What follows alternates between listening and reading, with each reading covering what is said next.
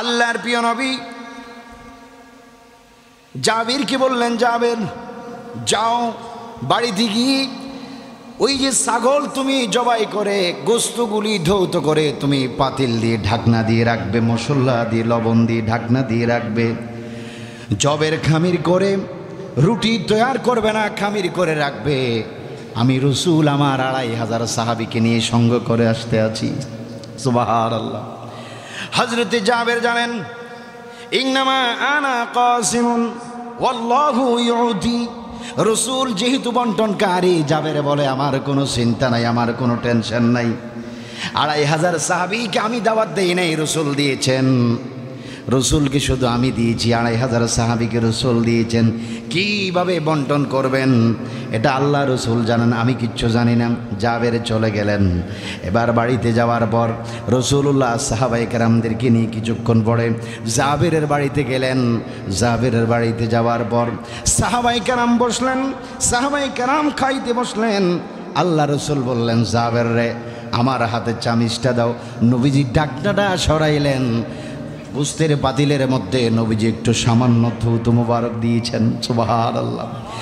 আল্লাহর নবী জাবেরকে বললেন, জাবের পাতিলের দিকে নজর তুমি করবা না, পাতিলের দিকে দৃষ্টি তুমি করবা না। জাবের রে যত মনে চায় তত শুধু দিতেই থাকো, দিতেই থাকো, দিতেই থাকো। হযরতে জাবের বলে, 5 কেজি ছাগলের গোস্তের মধ্যে পরিমাণ মতো লবণ দিলাম, পরিমাণ মতো মশলা দিলাম, পরিমাণ মতো মরিচ দিলাম, কিন্তু 5 কেজি গোস্ত রান্না করা হলো। 2500 সাহাবী খাইলো, সবাই সাহাবায়ে কেরাম খাওয়ার খাইলো, কিন্তু পাতিলে যা গোস্ত ছিল এখনো সেই পরিমাণ গোস্ত পাতিলে থেকে গেছে। জোরে বলুন সুবহানাল্লাহ। তাবুক যুদ্ধে যখন রাসূলুল্লাহ যুদ্ধ করতে গিয়েছিলেন, 10,000 সাহাবী, গরম, প্রচণ্ড গরম, সাহাবায়ে কেরাম তৃষ্ণার্ত, এত প্রচুর তৃষ্ণার্ত সাহাবায়ে কেরাম ছিলেন। সাহাবায়ে কেরাম পানির তৃষ্ণায় উট জবা করে উটের কলিজা চিবিয়ে পানি খাইতো, উটের কলিজা চিবিয়ে পান করত। এত পানির শূন্যতা, পানির অভাব, পানির কষ্ট, খাদ্যের কষ্ট।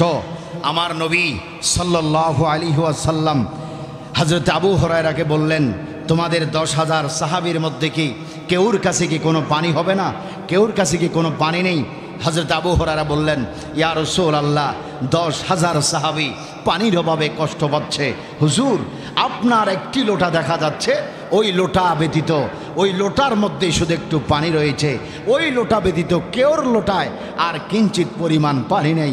ইয়া রাসূলুল্লাহ, আপনি একটু আল্লাহর দরবারে বরকতের জন্য, বৃষ্টির জন্য আল্লাহর কাছে একটু দোয়া করেন। আমার নবী বলেন, আবু হুরায়রা লোটা আনো, সাহাবীদেরকে খবর দাও, সাহাবীদেরকে ডাক দাও, তাদের নিজ নিজ পাত্র নিয়ে আমার সামনে আসতে। আমার নবী বিসমিল্লাহ বলে ওই লোটার পানিতে হাত রাখলেন। খোদার কসম, আবু হুরায়রা বলছেন, রসুলে পাকের ডান হাত মোবারকের 5 আঙ্গুলের 4 ফাঁক দিয়ে ঝর্ণা প্রবাহিত হয়েছে। খোদার কসম, 10,000 সাহাবী তারা তাদের ভাণ্ড পরিয়েছে, পাত্র পরিয়েছে। যদি তাবুক যুদ্ধের ওই সময় 1 লক্ষ সাহাবী যদি থাকতো, তারা প্রত্যেকেই পর্যাপ্ত পরিমাণ পানি পাইতো। যতক্ষণ মনে চাইতো ততক্ষণ নবীর হাত মোবারকের, আঙ্গুল মোবারকের ফাঁক থেকে ঝর্ণার মতো পানি বাইর হয়েছে। জোরে কোন সুবহানাল্লাহ। মুসা কালিমুল্লাহর হাতে লাঠি, পাথরে আঘাত করছে। আঘাতের সাথে সাথে পাথর ফেটে গিয়ে 12টি ঝর্ণা প্রবাহিত হয়েছে।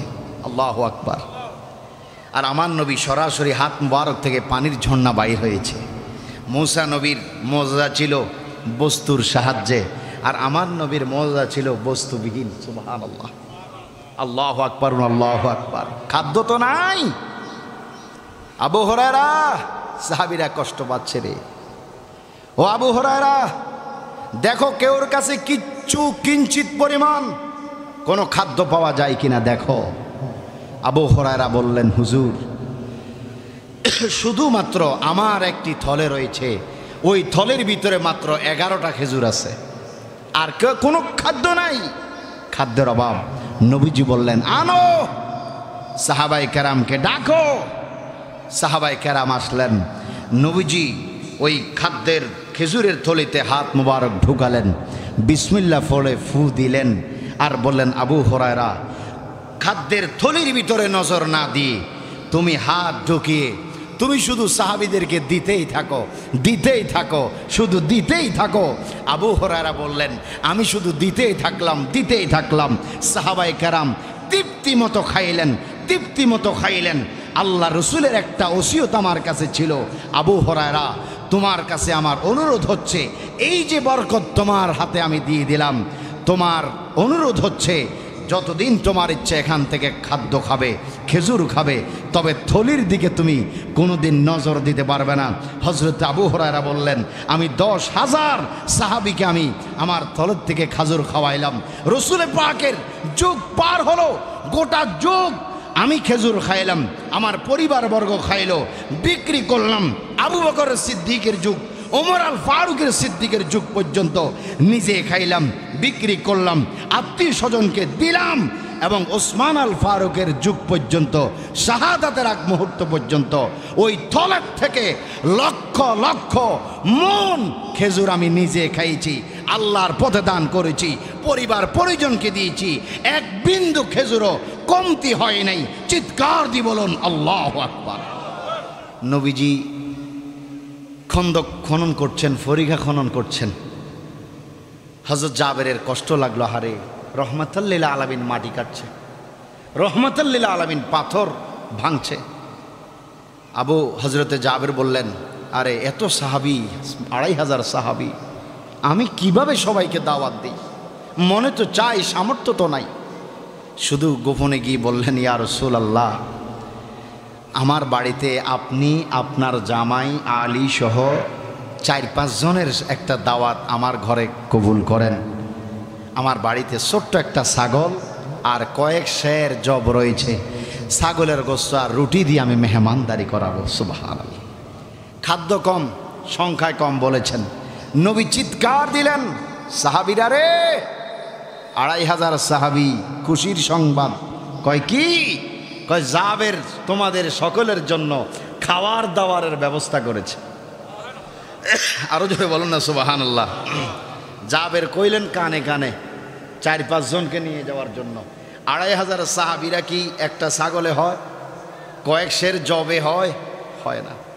এই কথা রসুল বলার সাথে সাথে হযরত জাবেরের মাথায় যেন আসমান ভেঙে পড়ছে, চোখ বড় বড় হয়ে গেছে।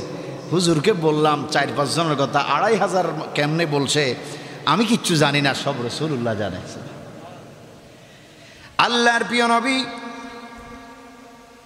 জাবেরকে বললেন, জাবের যাও, বাড়িতে গিয়ে ওই যে ছাগল তুমি জবাই করে গোস্তগুলি ধৌত করে তুমি পাতিল দিয়ে ঢাকনা দিয়ে রাখবে, মশলা দিয়ে লবণ দিয়ে ঢাকনা দিয়ে রাখবে।